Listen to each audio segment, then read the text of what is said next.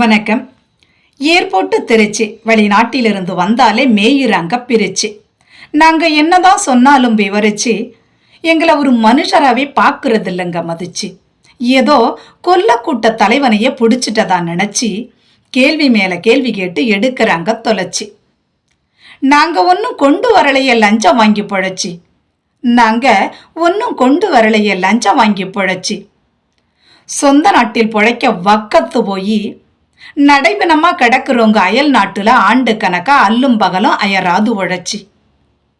சொந்த நாட்டில் பொழைக்க வக்கத்து போய் நடைபெணமா கிடக்குறவங்க அயல் நாட்டுல ஆண்டு கணக்கா அல்லும் பகலும் அயராது உழைச்சி.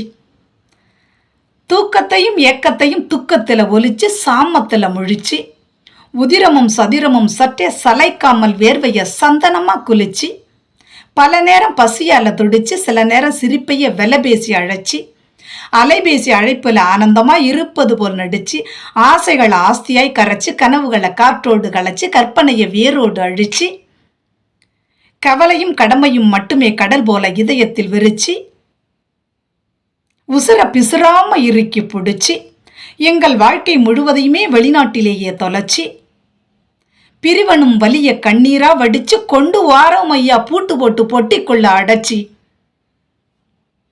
எப்படா போய் என் குடும்பத்தை பார்ப்போன்னு அவளோடு ஓடோடி வந்தாக்க தவிச்சு ஆளாளுக்கு மணிக்கணக்கா நிக்க வச்சு அராஜகம் பண்றீங்களே மனசையே சுக்கு நூறா உடைச்சி.